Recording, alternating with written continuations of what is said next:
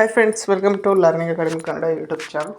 ಮೊದಲ ಬಾರಿ ನಮ್ಮೊಂದು YouTube channel ನೋಡ್ತಾ ಇದ್ದರೆ ಅಥವಾ ಇದುವರೆಗೂ ಸಬ್ಸ್ಕ್ರೈಬ್ ಮಾಡದೇ ಇದ್ದರೆ ಸಬ್ಸ್ಕ್ರೈಬ್ ಮಾಡಿ ಮತ್ತು ಸಪೋರ್ಟ್ ಮಾಡಿ ಅಂತ ಹೇಳ್ತಾ ಇವತ್ತಿನ ಒಂದು ವಿಡಿಯೋ ಬಂದುಬಿಟ್ಟು ಏನಪ್ಪ ಅಂತಂತಂದರೆ KPTCL ಪವರ್ ಮ್ಯಾನ್ ನೇಮಕಾತಿ 2024ರ ಒಂದು ಅಪ್ಡೇಟ್. ನಾನೇನಪ್ಪ ಅಂದರೆ ಹಿಂದಿನ ವೀಡಿಯೋದಲ್ಲಿ ಸೆಕೆಂಡ್ ಲಿಸ್ಟು ಕೇಳಿದ್ರಿ ಎಷ್ಟೋ ಜನ. ಈಗ KPTCL ಇಂದ ಹಿಡಿದು ಜಸ್ಕಾಮ್ವರೆಗೂ ಅಂದರೆ KPTCL, ಬೆಸ್ಕಾಮ್, ಮೆಸ್ಕಾಮ್, ಚೆಸ್ಕಾಮ್, ಜಿಸ್ಕಾಮ್ ಇವೆಲ್ಲವುಗಳದ್ದು ಸಹ ರಿಸಲ್ಟ್ ಬಿಟ್ಟಿದ್ದಾರೆ.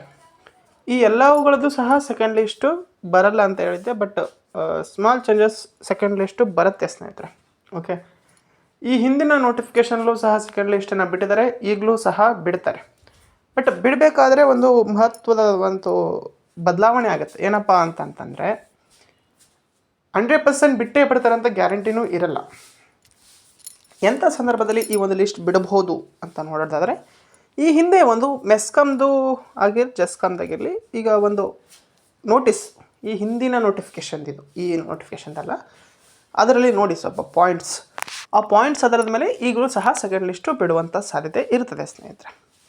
ಕರ್ನಾಟಕ ವಿದ್ಯುತ್ ಪ್ರಸರಣ ನಿಗಮ ನಿಯಮಿತದ ಉದ್ಯೋಗ ಪ್ರಕಟಣೆ ಸಂಖ್ಯೆ 2018-19, ಅಂದರೆ ಇದು 2018-19ರಲ್ಲಿ ಬಂದಂತಹ ನೋಟಿಫಿಕೇಷನ್ ಅನುಗುಣವಾಗಿ ಮತ್ತು ಉಲ್ಲೇಖ 5ರ ಅಂತಿಮ ಆಯ್ಕೆ ಪಟ್ಟಿಯಲ್ಲಿ ಆಯ್ಕೆಯಾದಂತಹ 635 ಅಭ್ಯರ್ಥಿಗಳಲ್ಲಿ ಒಟ್ಟು 584 ಅಭ್ಯರ್ಥಿಗಳು ನೇಮಕಾತಿ ಆದೇಶವನ್ನು ನೀಡಲಾಗಿರ್ತಾರೆ. ಪ್ರಕಟಿತ ಹುದ್ದೆಗಳಲ್ಲಿ ಕಿರಿಯ ಪವರ್ಮ್ಯಾನ್ ಹುದ್ದೆಗೆ ಅಂತಿಮ ಆಯ್ಕೆ ಪಟ್ಟಿಯಲ್ಲಿ ಅಭ್ಯರ್ಥಿಗಳ ಉಲ್ಲೇಖ 1 ಮತ್ತು 7ರಲ್ಲಿ ತಿಳಿಸಿರುವಂತೆ ವಿವಿಧ ಮೀಸಲಾತಿ ಕೋರಿ ಅರ್ಜಿ ಸಲ್ಲಿಸಿರುವ ಪ್ರಮಾಣಪತ್ರಗಳು, ನೈಜತೆ ಮತ್ತು ಜಾತಿ ಆದಾಯ ಪ್ರಮಾಣಪತ್ರಗಳ ಸಿಂಧುತ್ವ ಹಾಗೂ ನಡತೆ ಮತ್ತು ಪೂರ್ವ ಚಾರಿತ್ರ್ಯ ಪೊಲೀಸ್ ವರದಿ ಸಕ್ಷಮ ಪ್ರಾಧಿಕಾರಿಗಳಿಂದ ಸ್ವೀಕೃತಯಾಗದಿರುವಂತಹ ಅಭ್ಯರ್ಥಿಗಳ ಅಭ್ಯರ್ಥಿತನವನ್ನು ರದ್ದುಗೊಳಿಸಲಾಗಿದ್ದು ಮತ್ತು ನೇಮಕಾತಿ ಆದೇಶ ಜಾರಿ ಮಾಡಲಾದ ಅಭ್ಯರ್ಥಿಗಳು ಕರ್ತವ್ಯಕ್ಕೆ ವರದಿ ಮಾಡಿಕೊಳ್ಳದೆ ಇರುವ ಅಭ್ಯರ್ಥಿಗಳಿಂದ ಉಂಟಾದ ರಿಕ್ತ ಸ್ಥಾನಗಳಿಗೆ ಜ್ಯೇಷ್ಠತೆ ಮತ್ತು ಆಯ್ಕೆ ನಿಯಮಾವಳಿಗಳ ಆಧಾರದ ಮೇರೆಗೆ ಕಾಯ್ದಿರಿಸಿದ ತಾತ್ಕಾಲಿಕ ಆಯ್ಕೆ ಪಟ್ಟಿಯನ್ನು ಕಟ್ ಆಫ್ ಅಂಕಗಳೊಂದಿಗೆ ಪ್ರಕಟಿಸಿದ್ದಾರೆ ಅಂತೇಳಿ ಕೊಟ್ಟಿರುವಂಥದ್ದು.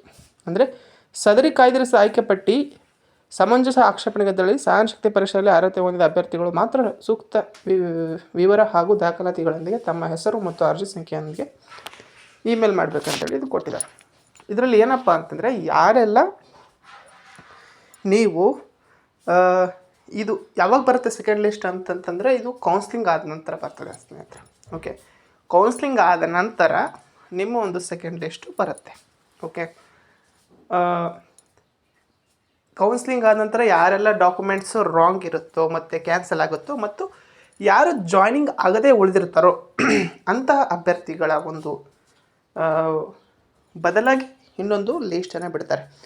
ಈಗ ಬೆಸ್ಕಾಮೇ ನೋಡಿ, ಬೆಸ್ಕಾಮಲ್ಲಿ ಜಾಸ್ತಿ ಹುದ್ದೆಗಳು ಏನಾಗ್ತವೆ ಅಂತಂದರೆ ಖಾಲಿ ಉಳಿತವೆ. ಸರಿಸುಮಾರು ಒಂದು 100ಕ್ಕಿಂತ ಹೆಚ್ಚು ಅಭ್ಯರ್ಥಿಗಳು ಮತ್ತೆ ಸೆಲೆಕ್ಟ್ ಆಗುವಂತಹ ಚಾನ್ಸಸ್ ಸಹ ಇದೆ.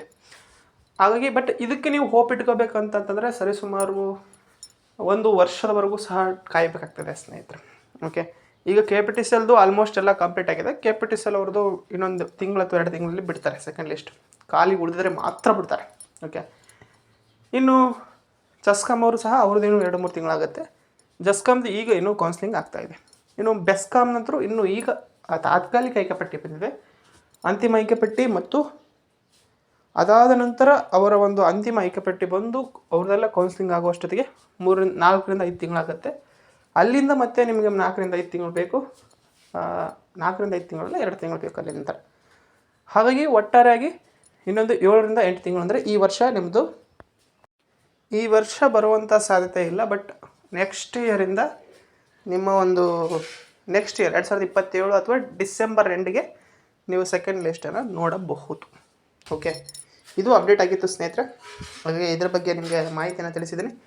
ಇದನ್ನು ಎಲ್ಲರೂ ಸಹ ಶೇರ್ ಮಾಡಿ ಮತ್ತು ಲೈಕ್ ಮಾಡಿ, ತಪ್ಪದೆ ಸಬ್ಸ್ಕ್ರೈಬ್ ಮಾಡಿ ಸಹ ಅಂತ ಹೇಳ್ತಾ, ಇದೇ ಇವತ್ತಿನ ವಿಡಿಯೋ ಆಗಿತ್ತು. ವಿಡಿಯೋ ಇಷ್ಟ ಲೈಕ್ ಮಾಡಿ, ಶೇರ್ ಮಾಡಿ, ತಪ್ಪದೆ ಸಬ್ಸ್ಕ್ರೈಬ್ ಮಾಡಿ. ವಿಡಿಯೋ ಇಷ್ಟ ಆಗಿ ಧನ್ಯವಾದ. Thanks for watching learning academy Kannada YouTube channel.